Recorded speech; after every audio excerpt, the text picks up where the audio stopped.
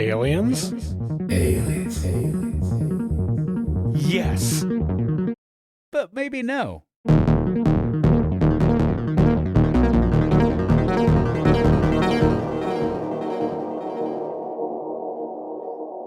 Welcome to the show. Aliens, yes, but maybe no with Josh and Travis. I'm Travis. I'm Josh. And this is an otherworldly podcast as ambiguous as our title. So last episode, we talked about nuclear incursions. That was super spooky. I don't like it. First of all, I don't even like that there's nuclear bombs in facilities and then things unexplained happening around them in words like aliens and swarms and mishaps. End of times. Yeah, I don't like it. It's not my cup of tea. But you'd think we would have ended the show with happy quiz and all that, but no. We stumbled upon, thanks to our beautiful, can I say beautiful? Wonderful. She's beautiful. She's my wife. Researcher. You got there. Jordan.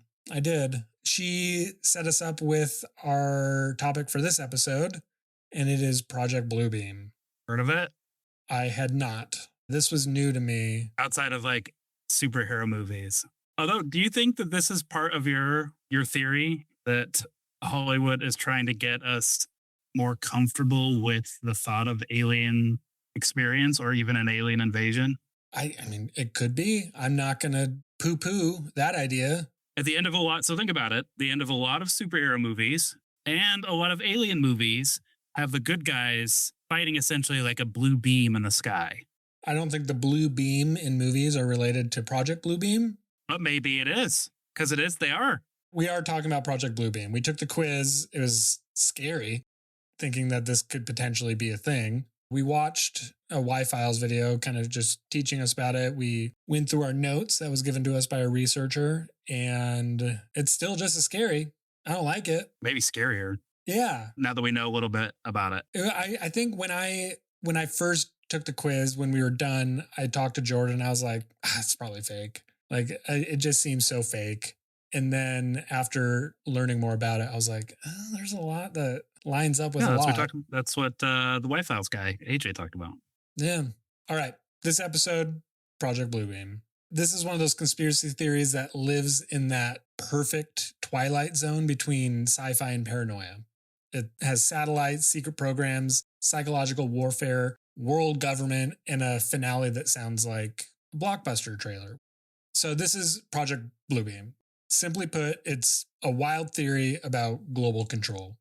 The idea is that some shadowy group plans to trick the world with massive fake crises and stage cosmic events. Stuff so huge and terrifying that everyone freaks out and they lose their faith in their current beliefs. The ultimate goal? To make everyone accept a single new global authority and a unified belief system, just because the alternative, chaos, seems worse. They're going to break the old world, especially the religion and the identity of people, the individualism, shock the senses with sky events, miracles, and a global fear, control the mind with messages that feel internal, and offer salvation, a one authority and a one system. That's it in a nutshell. But we're going to dive in deeper. Yes. So where did this idea of Project Bluebeam come from? You might be asking yourself. Mm-hmm. Well, dear listener, remember from our quiz last week, we threw this name around a lot. Were we correct? Serge Monast. Serge Monast, you dirty dog. Yeah, it does sound like, oh yeah, I don't have it on me. You can Serge Monast. It's one of those names that you would come up with looking around a room. It sounds like a made-up word. Yeah.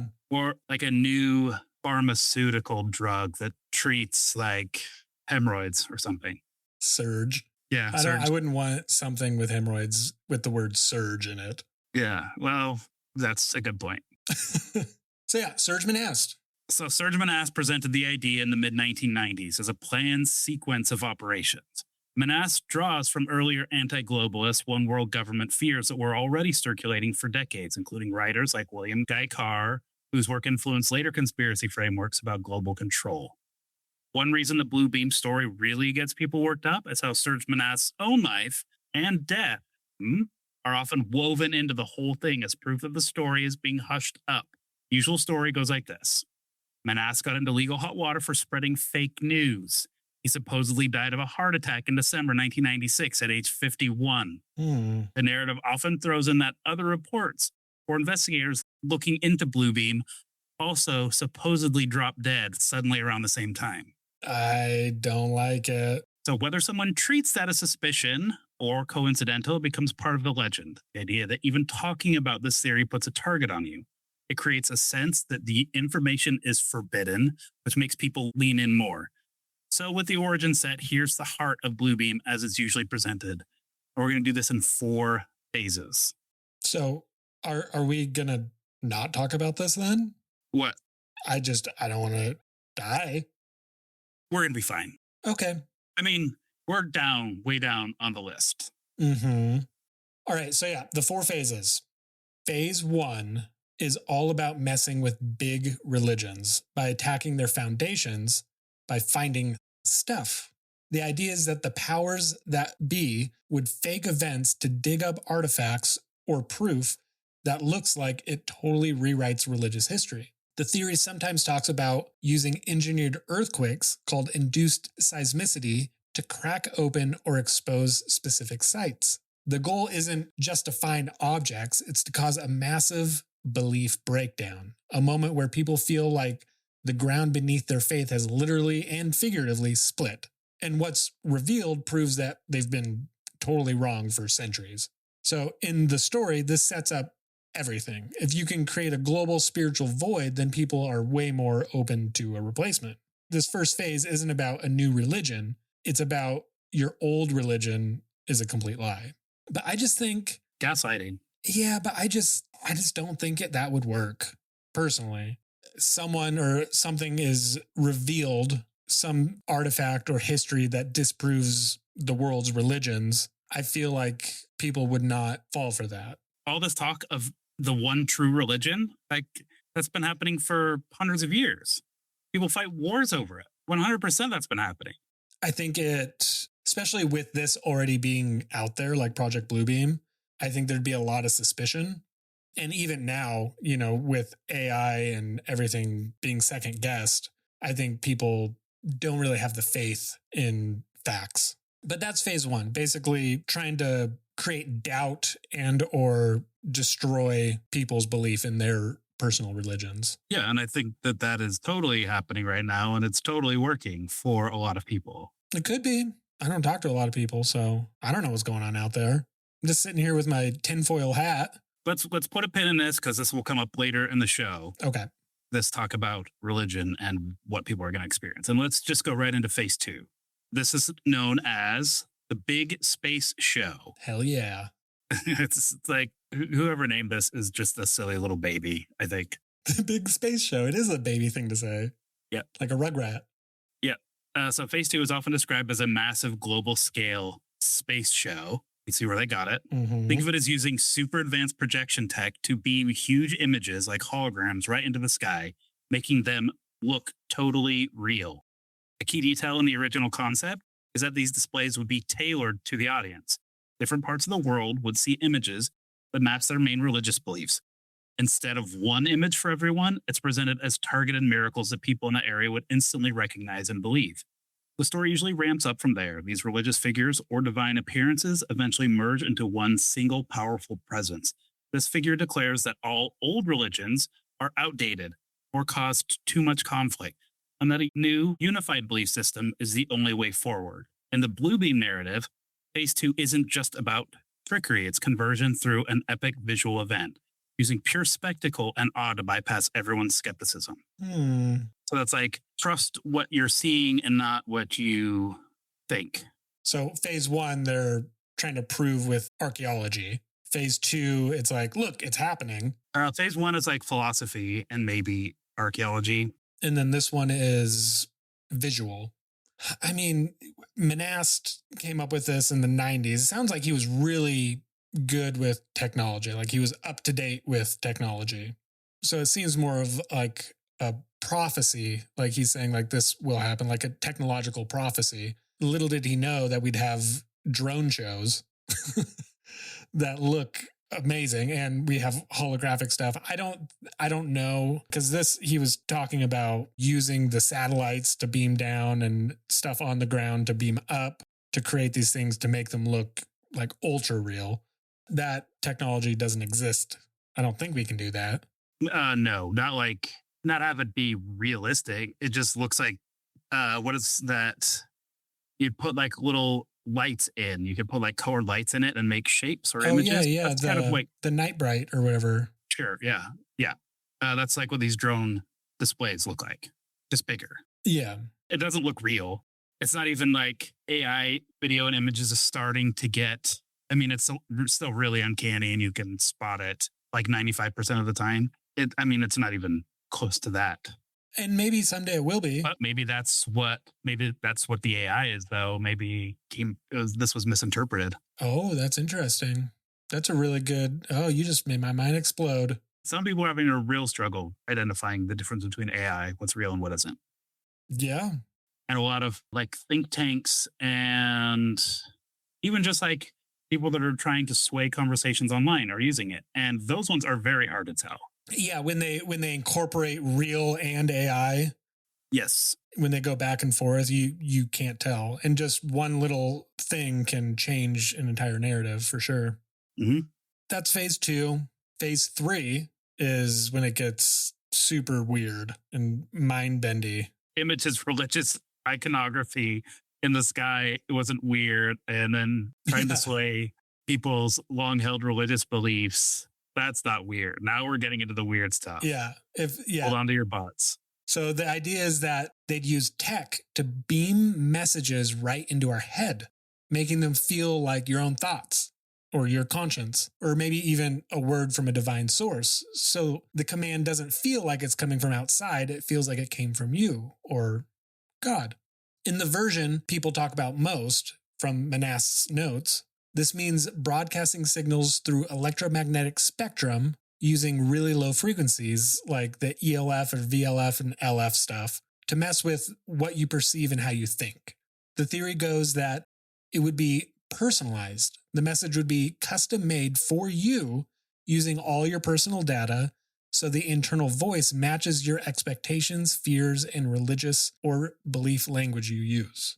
That's the part that kind of freaked me out. It's like, oh, there are... Think about any time you get online, Josh. Yeah, there's databases of us. This conversation that we're having right now, if you were to go and do a Google search, you would already start to see the effects of this conversation. Right. Because as much as people say, like, our phones are not listening to us all the time, they are. Yeah. Absolutely are. And they're like, well, no, it's only when I call Google. And I was like, well, how do you know you're going to call it when you do? Is it just like intuitive, or is it always listening, waiting for that prompt? Yeah. And everyone has an online profile. Some are huge, but there is a database with profiles of every person. And a lot of the times the algorithms know you more than you know yourself.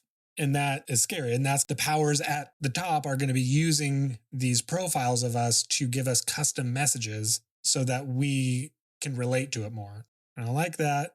So this phase is actually the key to the whole Bluebeam plan because it solves a really big problem. What if people just think the whole sky thing is a hoax, which is plausible? Phase 3 is supposed to answer, don't just put on a show, make people feel the truth of it deep inside them. So this one, yeah, I don't like it because it does ring true.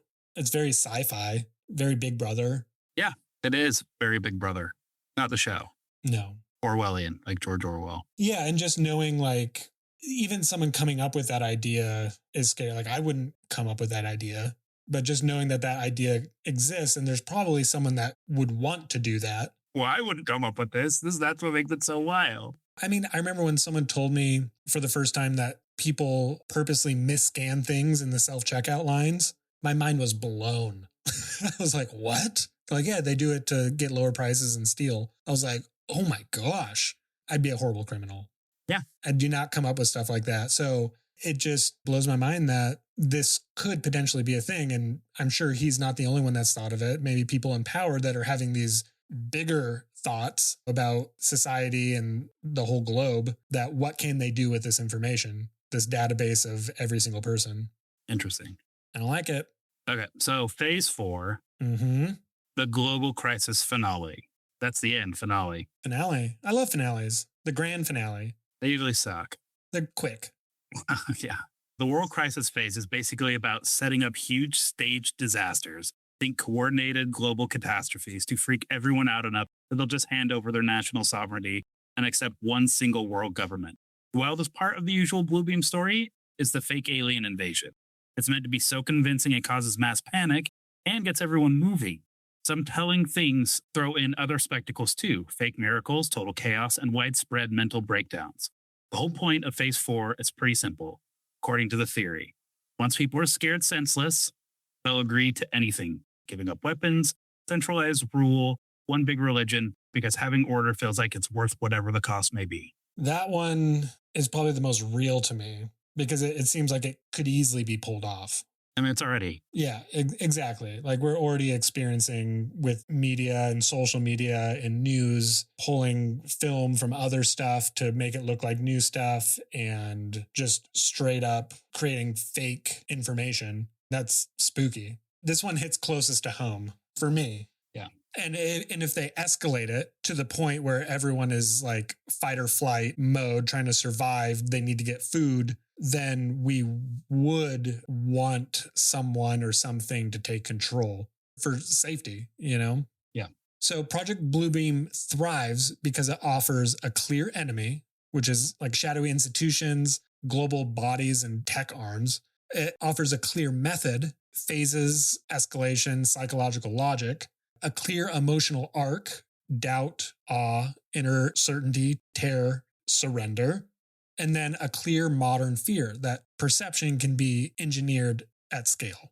It also cross-pollinates easily with other narratives like the New World Order, fears about propaganda, the Illuminati, distrust in institutions, religious anxieties about end times, sci-fi imagery that's trained the audience to visualize the event. So even if someone doesn't believe it, they can still understand it and follow it and kind of nod their head like, okay. It's not like my mind was blown when people are stealing from self-checkout. It's just like, I've heard of some of these things before. It's like how digestible each one of those phases can be. They're not going to throw all 4. That's why it's done in phases, right? Mm-hmm. If they try to hit you with all 4 of these things, or if we were all hit with all 4 of these things, you know, if this was an actual project, it would be too much for our tiny little brains to wrap around. Yeah. So you do it in these small little tidbits. Like they say, how do you eat an elephant? Well, one bite at a time. Well, this is given to us one bite at a time. So phase 1. Who the hell is eating an elephant? People eat elephants all the time, Josh. Do they? Like, I don't know. I don't want that. I'm sure that was based in reality, that idiom. No, it's just like because it's an animal and it's big. If I were to eat an elephant, which I would not, I would do it in 2 bites at a time. You do it in 2 bites? And I wouldn't even call them bites. I'd call them phases. Okay. But the way that is... You're right. The way that it's set up is to make it easier. Like if you... More believable. Yes. We say in our house when we're going through something that's really hard, we can do anything for 10 seconds, right? Yeah. And if you can get through that 10 seconds, then you're going to be okay. And then you just break it down in increments of 10 seconds. It's a very easy way to deal with anxiety that way. Yeah. Or a phase. So given to us in these smaller bites, yeah, they still seem crazy, but it's like a crazy you can approach. And then it's a slippery slope from there to introduce all of these other things. So like, I think that if this was really carried out, it's pretty brilliant. Yeah. I mean, I don't think it would go exactly like this. You just said you can't wrap your head around how people can steal from a U-scan. So like nobody's coming to us for pointers on how to run this. I'm just saying like as a human, this is somebody who I think understands the human psyche better than we do. Yeah. And approaching things in this way. Yeah. And this guy, Serge Monast, I think he was more just mentally masturbating his knowledge of technology that he knew in 1990. He's like, I know what's happening. I know what's going to be, he's just saying like, this is what's going to happen. And I mean, I could be wrong, but it seems as though he really wanted people to know that he knew a lot about technology. Like you said, what if it isn't something up in the sky? What if it's AI in our palms? What if it's not up in the clouds, but the cloud? Uh, Yeah. I mean, that was just his interpretation of this product. right. And so he could have changed, one or two bigger factors or just didn't understand the full picture, but was just talking about something that maybe I don't know. I don't even know where this idea came from. Like, did it spring out of his head whole cloth? Or was it something from maybe Gene Roddenberry? Yeah. I mean, it could have been, I think it was a combination. Okay. Well, let's talk a little bit about some arguments against Project Bluebeam.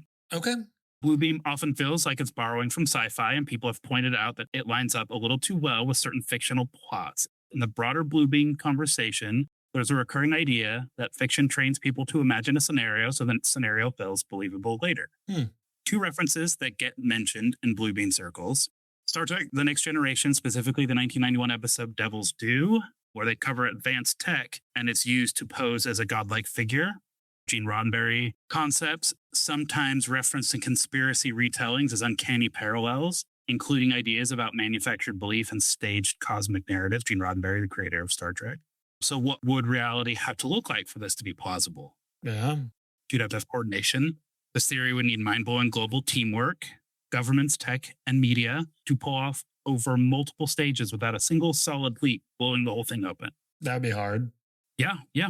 People are idiots and they love to share this kind of stuff. Yeah. You got a secret. You got to say it. It's like there's this book, Mindhunter, about this guy who tracked down and studied modern day serial killers. And one of the things that he found is that every single one of them wanted their story to be told. Every single one. And that was usually what led to them getting caught, is they just couldn't hold it in, especially if it's been a while since they either committed this crime or it's been a while since they've had any interest in it. They want to bring up the narrative again that they've done this and gotten away with it. They want to be seen as clever. And the way they're going to be seen as clever is if they get caught. Yeah. And that was, going back to the Socorro incident where, if it was pranksters, that's the thing, is no one fessed up. What we could say is like people are very vain, Right?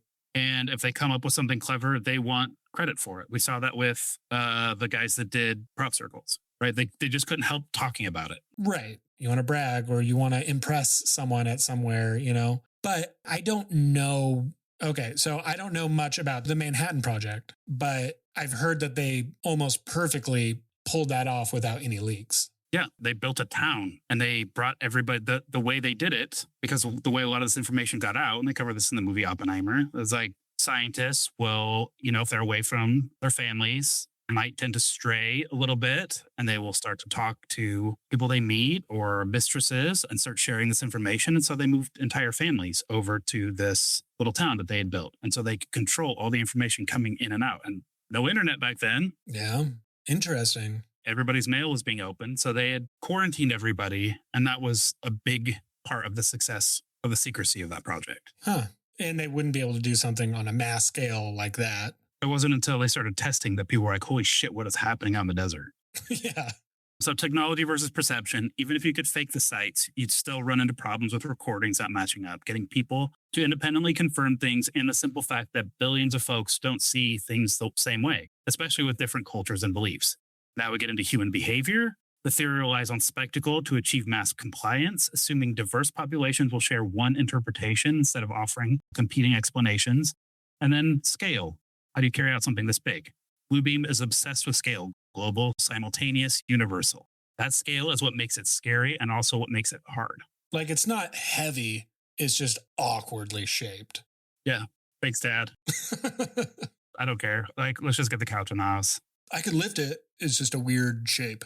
Not that I can't. I'm strong enough to do this. I'm super strong. I could lift this house if it wasn't so big. If it wasn't so foundation to the ground. Yeah.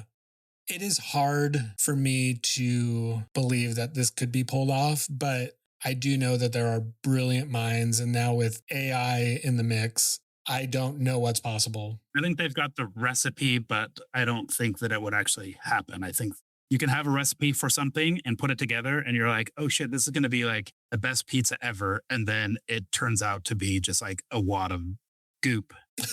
And you're like, ta-da, it's pizza. Yeah, I've had a fried chicken recipe for a really long time and I just haven't done it. And they're just like, meh. Yeah. Mike Tyson has a quote. Everybody has a plan until you get punched in the face, right? Yeah.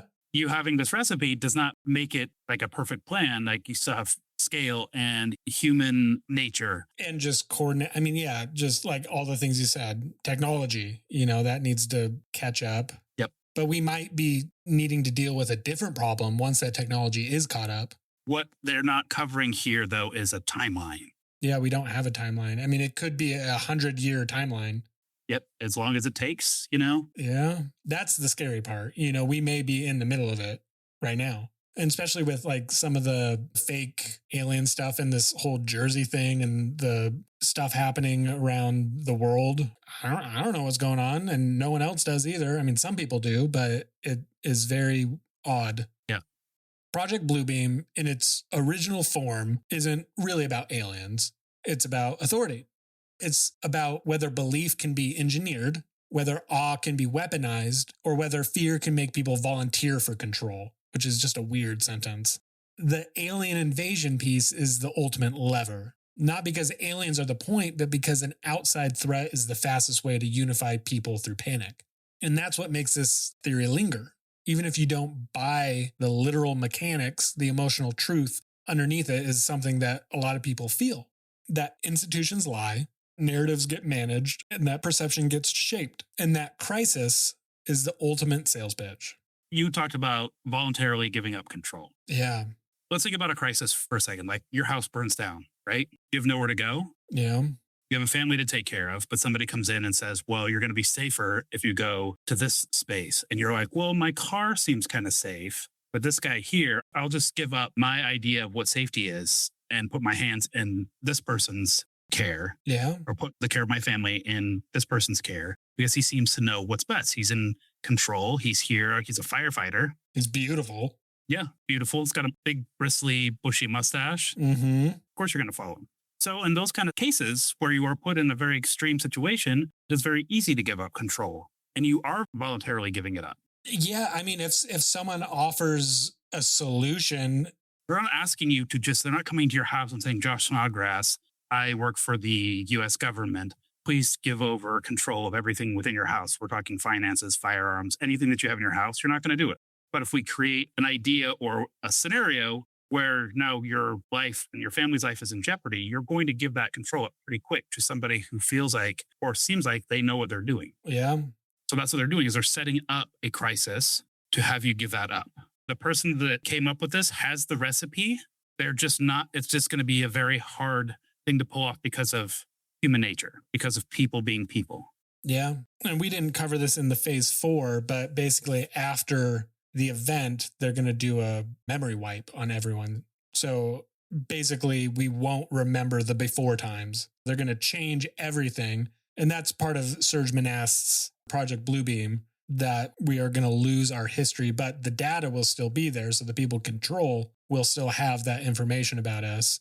Kind of remind me of Silo, where they basically erase history and no one's allowed to have any artifacts from the past. It's basically for control. It's all about control so that no one questions because they don't remember the before days. And I don't think that technology exists either, but it might someday. But yeah, it's spooky. I don't want to believe this, So, I mean, we're not going to do aliens. Yes, maybe no. But it's like, do I believe it or not? I don't believe it, but I could believe it, if that makes sense. Sadly, just especially seeing where the world's going today.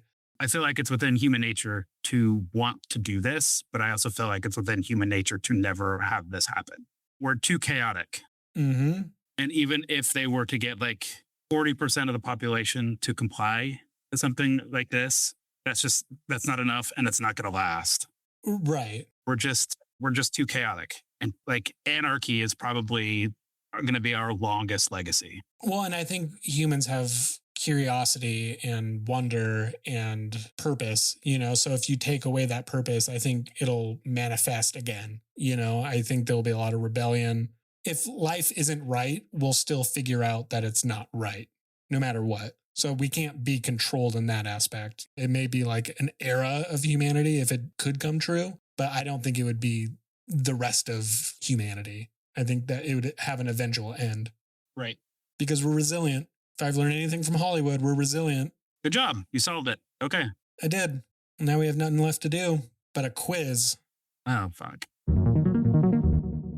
All right. So before we get to the quiz, I just want to let you know we're not going to tell you to follow us or subscribe or leave reviews or tell your friends. So I just want you to know we're not going to do that. Good. Thank you. Yeah. Are you telling me or are you telling the listener? I'm telling myself that. Good. We don't need you guys. Yeah, I can do this. Just kidding. Please. Oh my Please, gosh, God. I couldn't hold it either. Please do it. We need it. But yeah, we can get to the quiz. I got it. Oh, that word. Okay, so this will be our topic for next episode. What is this? It says baseline Varginha. I'm sure they're saying that right. Vargina? You know what I'm going to call it. Vargina? Yeah. So the Virginia incident. Mm-hmm.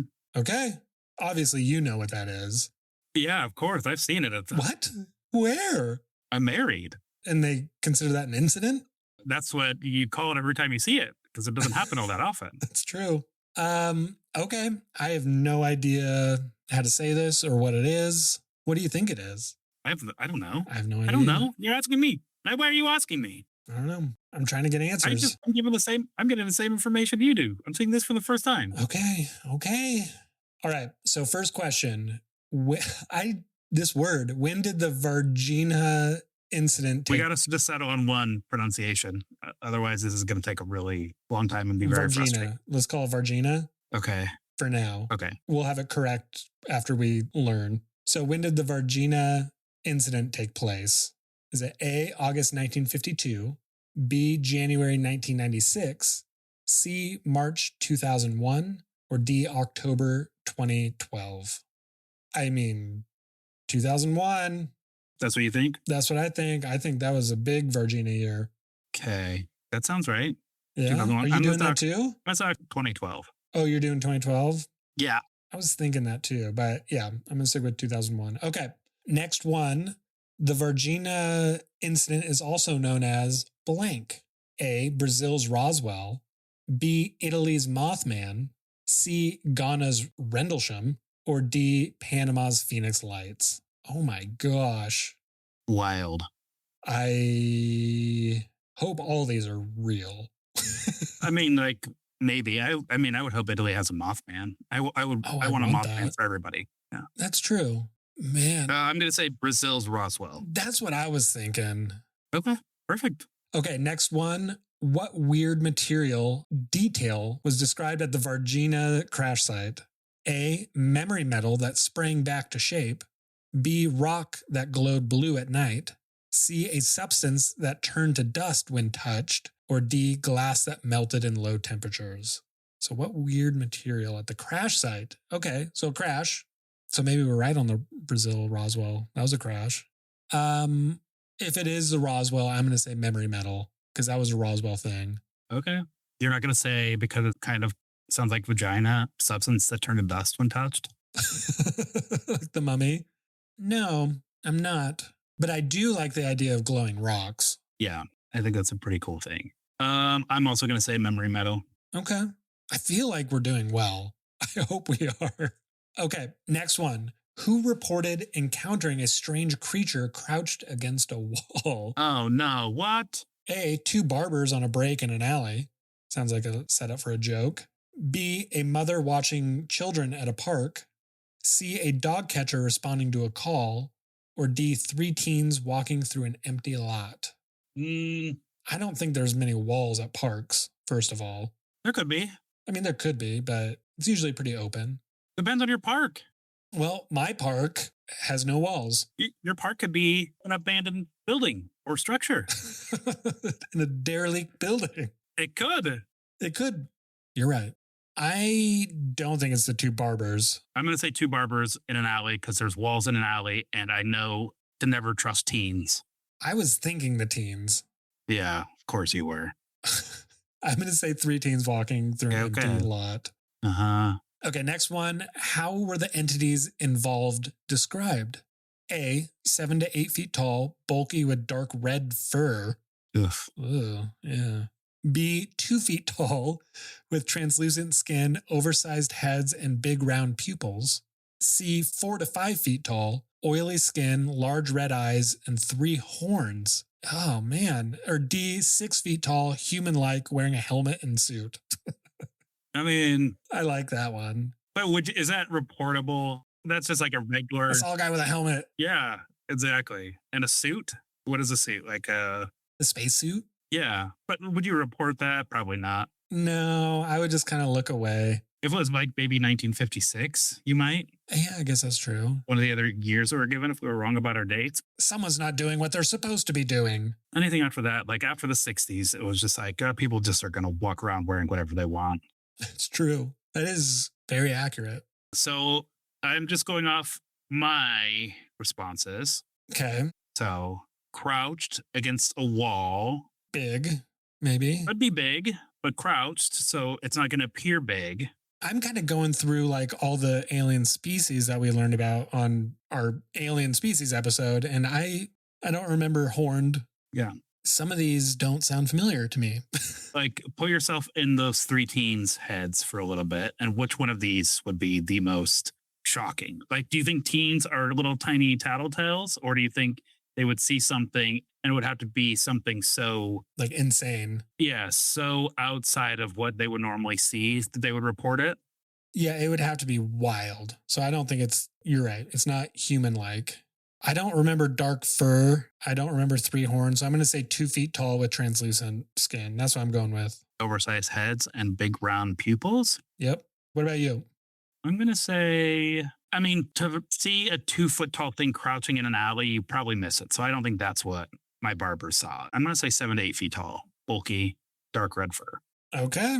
Moving on. All right. Last question. What happened to Officer Cherez after he captured one of the creatures with his bare hands? Oh, shit. So yours is probably right then. Caught it with his bare hands? It had to be small. I mean, I don't know. I don't know what this officer looked like. He could be a grizzly man. Yeah, but it would have to be small, like probably 2 feet, you would say? Yeah, I mean, that would make sense. Yeah. If I was chasing a giant man down the street, I wouldn't say I caught him with my bare hands. I would say I tackled him. Right. I caught him with my body.